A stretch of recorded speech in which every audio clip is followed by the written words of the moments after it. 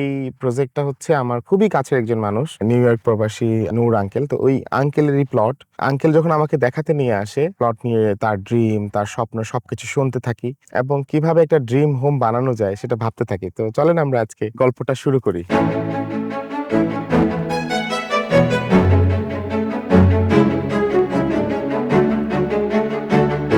দক্ষিণমুখী plot, সূর্যটা তো একদম সরাসরি পড়ছে।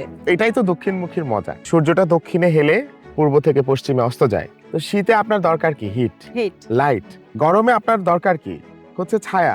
গরমে সূর্য উল্টো দিক থেকে হেলে যায়, উত্তরে যখন সূর্য হেলে যায় তখন আপনি দক্ষিণে ছায়া পান। তাই দক্ষিণমুখী বাসার ক্ষেত্রে এত বিখ্যাত কথা যে দক্ষিণে বাস।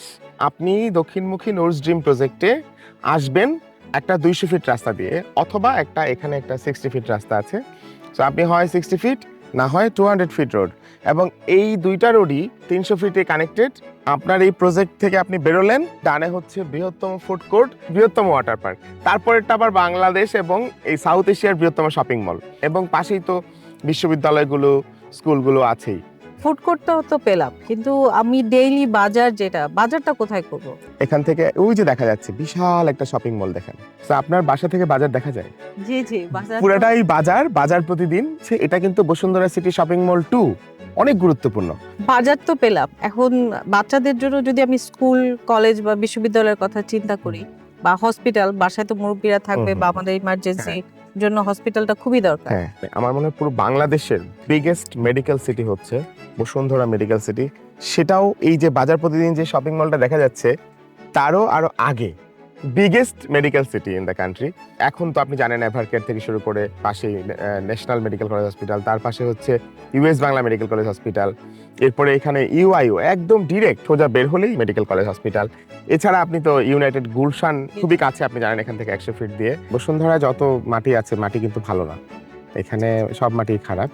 সো আপনাকে অবশ্যই অনেক কোয়ালিটি কনস্ট্রাকশন করতে হবে, বেস্ট স্ট্রাকচারাল ডিজাইনার দিয়ে আপনাকে কিন্তু বিল্ডিং ডিজাইন করতে হবে। সবচাইতে বেশি ফাঁকির জায়গা যেটা বিল্ডিং এর, সেটা হচ্ছে স্ট্রাকচার। কারণ আপনি যা দেখাচ্ছেন চকচকা উপরে, কিন্তু ভেতরের রডটা মানুষ দেখছে না, সিমেন্ট, বালি, পাথরটা দেখছে না। তো ওই জায়গায় কোয়ালিটি এনশিওর করতে হবে, বেস্ট কোয়ালিটি দিতে হবে। যেমন এই বিল্ডিং এ আমাদের শামসুল আলম স্ট্রাকচারাল ডিজাইনার, এবং এই বিল্ডিংটাতে ওই স্ট্রাকচারে আমরা গুরুত্ব দেওয়ার কারণে আপনি দেখবেন যে কলামগুলো, আমাদের কলাম একটু মোটা হয়, আমাদের ভীমগুলো একটু বড় হয়। হ্যাঁ, এতে কিছুটা অনেক সময় মনে হয় যেন বিল্ডিং এর স্পেস কি কমে গেল কিনা, কিন্তু আমাদের তো জীবন আগে।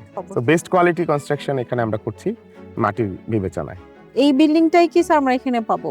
যা দেখা যাচ্ছে তাই হবে। এবার একটা চমৎকার বিষয় দেখেন, বিল্ডিংটার যেই পাশটা হচ্ছে বিল্ডিং এর পূর্ব পাশ, সেই পাশটা কিন্তু বিল্ডিংটা থেকে একটু চেপে গিয়েছে। অর্থাৎ আপনি দক্ষিণমুখী একটা প্লটকে দক্ষিণ পূর্ব কর্নার প্লট বানিয়ে ফেলেছেন আপনার ডিজাইন এক্সেলেন্সি দিয়ে। এবং আরো চমৎকার হচ্ছে, পুরো দক্ষিণ পূর্ব কর্নারের যেই জোনটা আছে, সেই জোনটা হচ্ছে একেবারে একদম ওপেন, একেবারে চাইলে আপনি খুলে দিলে পুরো বাসাই হচ্ছে একেবারে আলো এবং বাতাসে ভরপুর হয়ে যাবে।